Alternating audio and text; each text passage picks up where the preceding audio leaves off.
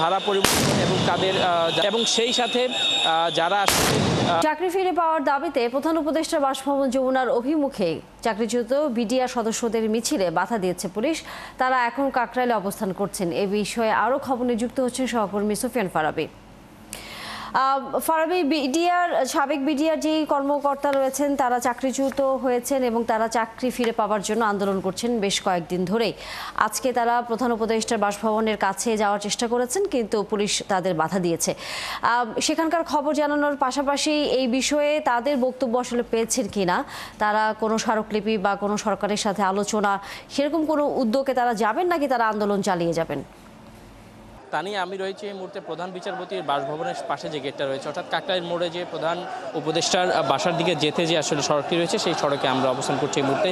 আমরা দেখেছি সকাল 11টা থেকে শাহবাগ চত্বর থেকে শুরু করে তারা একটা বিক্ষোভ মিছিল নিয়ে তারা প্রধান উপদেষ্টার বাড়ির সামনে এখানে অবস্থান কর্মসূচি পালন করছিলেন।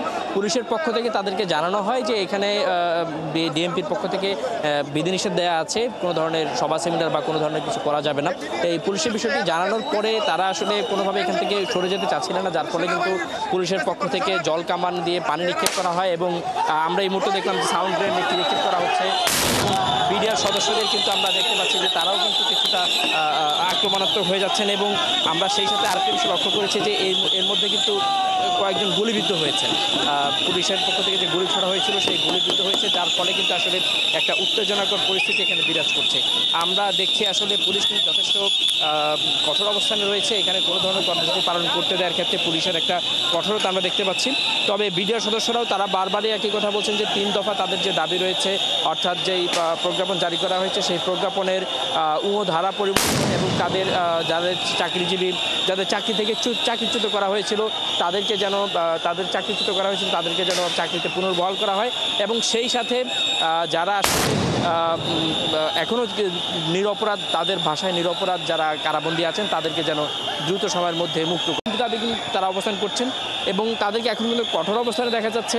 আমরা কিছুক্ষণ পরপর আমরা গুলির শব্দ পাচ্ছি এবং সাউন্ড গ্রেনেড বিস্ফোরিত হচ্ছে এলাকায় এবং জল কামান নিক্ষেপ করা হয়েছে বিডিআর সদস্যদের উপর এবং আমরা দেখতে পাচ্ছি যে এখানে একটা পুলিশের সঙ্গে বিডিআর সদস্যদের একটা এক প্রকার ধস্তাধস্তি অবস্থা চলছে এবং কাউকে আমরা আটক করতেও দেখছি, যারা কোনোভাবে সন্দেহজনক মনে হচ্ছে অথবা যাদেরকে মনে করা হচ্ছে যে পরিস্থিতি কিছুটা তাদের কারণে বিঘ্নিত হচ্ছে তাদের কিন্তু আটক করা হচ্ছে। এবং পুরো প্রধান উপদেষ্টার বাসভবনের সামনে কাকরাইলের চত্বরের যে জায়গাটি রয়েছে এটা কিন্তু আমরা দেখতে পাচ্ছি যে পুরোপুরি এখানে একটা থমথমে পরিস্থিতি বিরাজ করছে। পুলিশের পক্ষ থেকে পুলিশ রয়েছে এবং বিজিবির সদস্যরাও রয়েছে, তারা কিন্তু মাঠে রয়েছে এবং তারা দ্বিতীয় সারিতে রয়েছে। এর পরবর্তীতেই তাদের সেনা প্রহরা অতিক্রম করতে হবে। তবে এখন পর্যন্ত কোনো ধরনের এই ব্যারিকেড অতিক্রম করে তাদের প্রধান উপদেষ্টার বাড়ির দিকে যাওয়ার কোনো প্রচেষ্টা লক্ষ্য করা যায়নি। তবে পুলিশের পক্ষ থেকে বারবারই বলা হয়েছিল এখানে অবস্থান নেওয়া যাবে না, কিন্তু তারা আসলে এখানে অবস্থান দীর্ঘক্ষণ তারা থাকতে চাচ্ছিলেন। তাতে কিন্তু পুলিশ লাঠিচার্জ করতে আমরা কাউকে দেখিনি, তবে পুলিশের পক্ষ থেকে সাউন্ড গ্রেনেড এবং জল কামানের মাধ্যমে তাদেরকে সরিয়ে দেওয়ার একটা প্রচেষ্টা আমরা দেখতে পেয়েছি। এখানে আরও কিছুক্ষণ এরকম হয়তো অবস্থা থাকবে এবং বিডিআর সদস্যরা ইতিমধ্যে আসলে চাকরিচ্যুত বিডিআর সদস্যরা ইতিমধ্যে তারা কিন্তু একটু ছন্নছাড়া হয়ে গিয়েছেন। আমরা ধারণা করতে পারি হয়তো আর কিছুক্ষণ মধ্যে এই জায়গাটা পরিপূর্ণ পুলিশের নিয়ন্ত্রণ চলে আসবে। তা নিয়ে এই ছিল কাকরাইল মোড় থেকে আমার কাছে থাকা সর্বশেষ তথ্য।